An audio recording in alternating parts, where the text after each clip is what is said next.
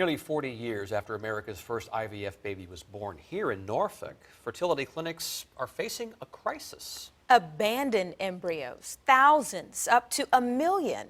Some experts estimate are frozen in perpetuity with no parents claiming them.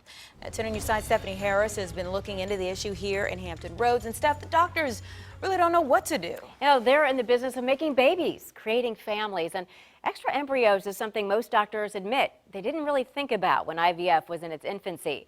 Now they're dealing with legal, moral, ethical, and financial issues they never imagined. Dr. Robin has dedicated her life to bringing families hope and making babies, lots and lots of babies. It'll be 23 years in February, and there are over 3,500 babies now. But along the path to making dreams come true, this fertility specialist and others at more than 500 centers across the country have encountered a complication they never saw coming. We're all sitting on all these embryos that, we don't know what to do with, and we're afraid to do anything with. It's not clear how many abandoned embryos there are in the U.S. Clinics are not required to report that information. But of the more than 1,400 stored in these tanks at Dr. Robin's clinic, about 200 are abandoned. There are likely many more here at the Jones Institute for Reproductive Medicine at Eastern Virginia Medical School in Norfolk, the first in the country to create an IVF baby. They did not respond to our repeated requests for an interview. The irresponsible parents, in my opinion, are those that abandon them and do nothing with them. And that makes a problem for everyone else.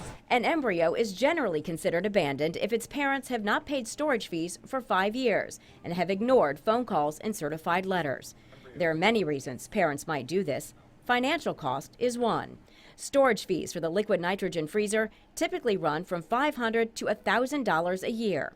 And then there's the other cost. It is a very emotionally charged, difficult decision to make. Rebecca Henderson and her husband Chris grappled with infertility for 14 years. When they met Dr. Robin, their goal was to get as many embryos as possible. They ended up with 13. At the time, we had no thoughts about how we would use those embryos down the line. When parents can't or don't decide, doctors' hands are tied.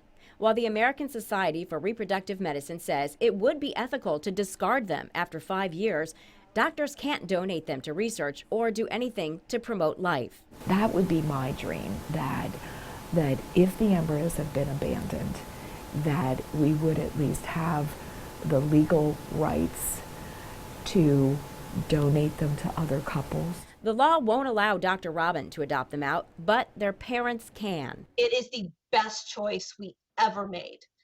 I cannot express enough how much I would go over and do it 100 times again. The Hendersons created this new extended family when they donated their embryos to Dan and Kelly Gassman. That has been the most priceless gift that anyone has ever given me, other than when Christ died on the cross. 2 children, Trevor and Aubrey, are the answer to both parents' prayers. The couples and their kids are part of each other's lives by choice. At this point, the relationship is really like aunt and uncle. Their situation may not be the answer for everyone, but adoption is one option they and Dr. Robin hope more couples will consider. So that they're not in these freezers for 100 years. Potential lives suspended in time until the law catches up with technology. Now, some doctors hope that lawmakers here in the U.S. will follow the lead of Germany and Italy, which allow only a few embryos to be created at a time, thus avoiding extra embryos. Stephanie Harris, 10 on your side.